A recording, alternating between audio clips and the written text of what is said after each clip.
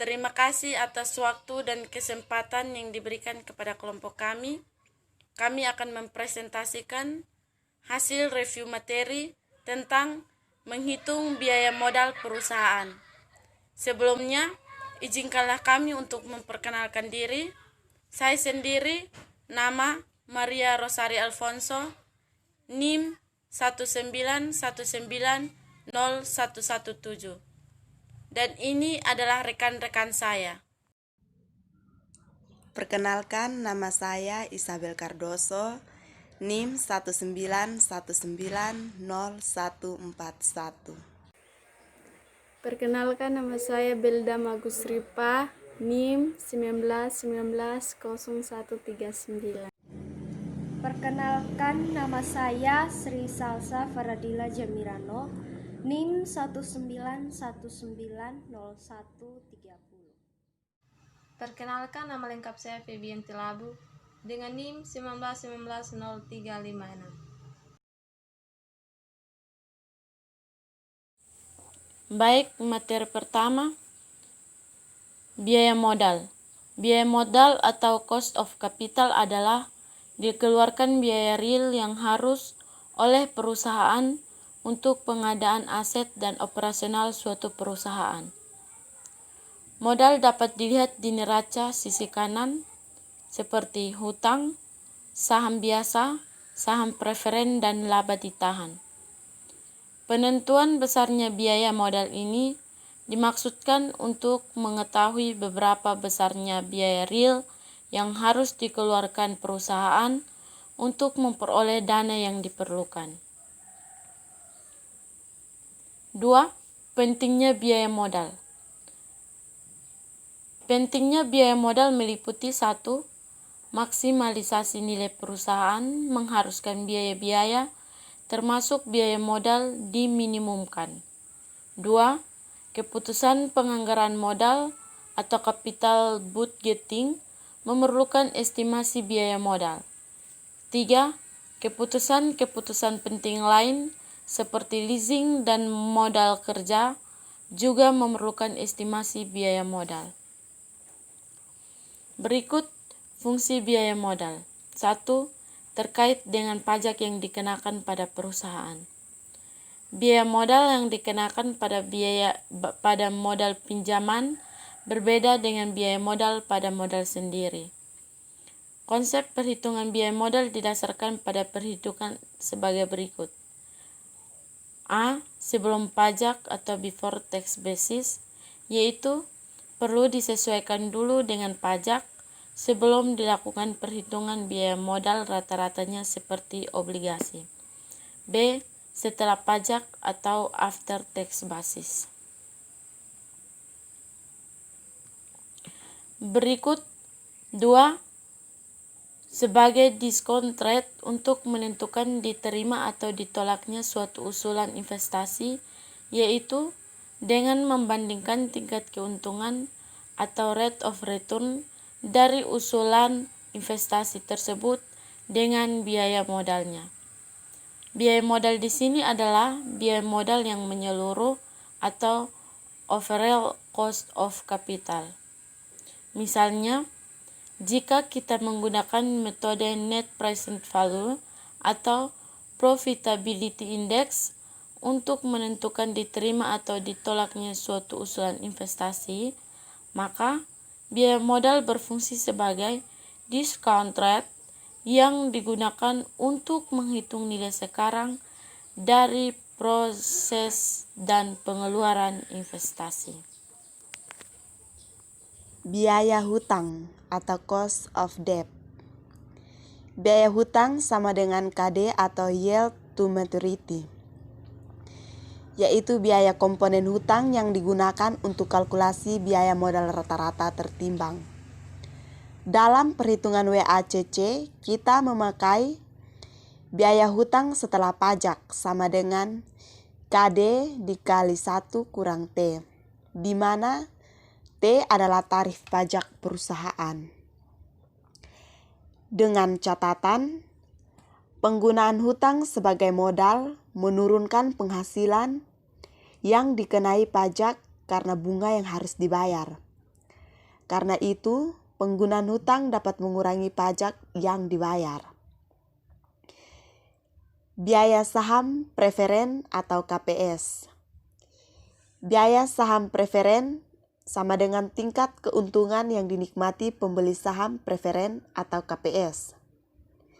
Dengan rumus KP sama dengan DP per PN. Dengan keterangan DP sama dengan dividen saham preferen tahunan, PN sama dengan harga saham preferen bersih yang diterima perusahaan penerbit setelah dikurangi biaya peluncuran saham atau flotation cost. Selanjutnya, biaya laba ditahan atau KS, yaitu yang pertama, perusahaan dapat memperoleh modal sendiri melalui dua cara, yaitu A. Menahan sebagian laba atau retained earnings. B. Menerbitkan saham biasa baru. Yang kedua, apabila perusahaan menahan sebagian labanya untuk modal, apakah ada biayanya? Ya. Opportunity cost. Laba dapat dibagikan merupakan berupa dividen dan investors dapat menginvestasikan uang itu dengan membeli saham, obligasi, real estate, dan lain-lain. 3. Oleh karena itu, perusahaan harus dapat memberikan keuntungan paling tidak sama dengan keuntungan yang dapat diperoleh oleh pemegang saham pada alternatif investasi yang dimiliki risiko yang sama dengan risiko perusahaan. Dua cara menaksir KS. Yang pertama, pendekatan CAPM. KS sama dengan KRF tambah dalam kurung KM kurang KRF tutup kurung BI. Keterangannya, KS merupakan tingkat keuntungan yang disyaratkan pada saham perusahaan. I.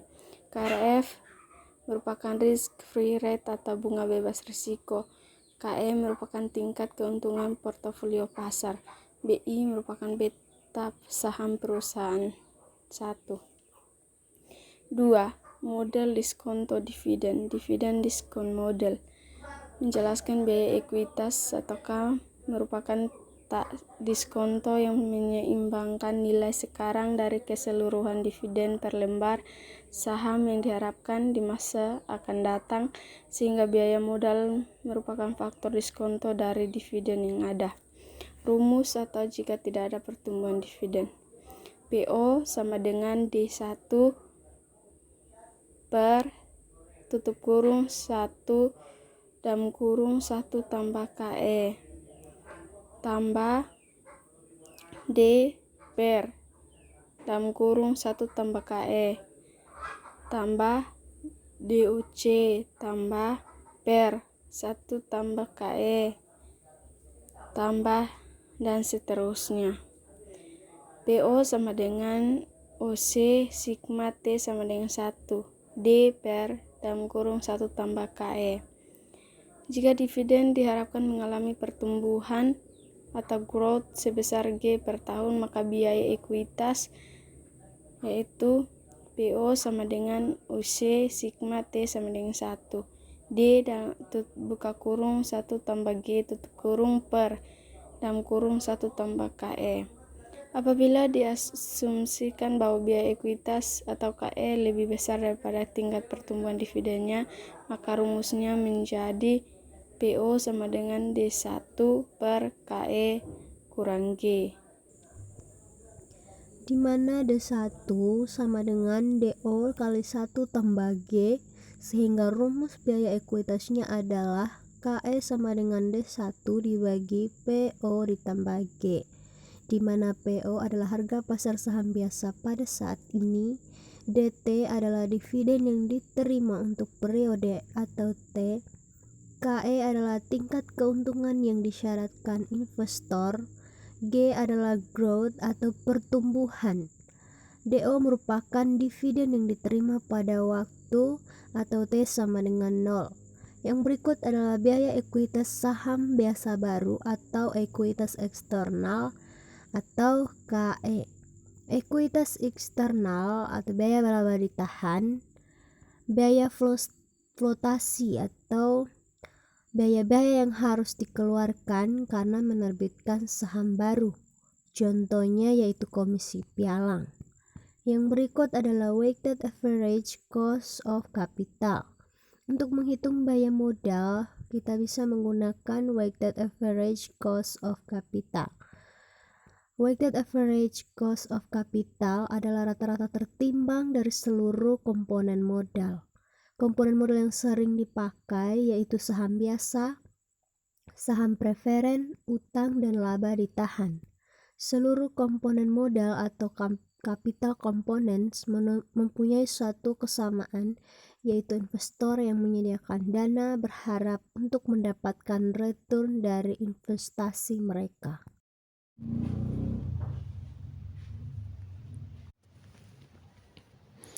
WACC sama dengan WD kali KD dikali 1 kurang T ditambah WPS dikali KPS tambah WS dikali KS atau KE.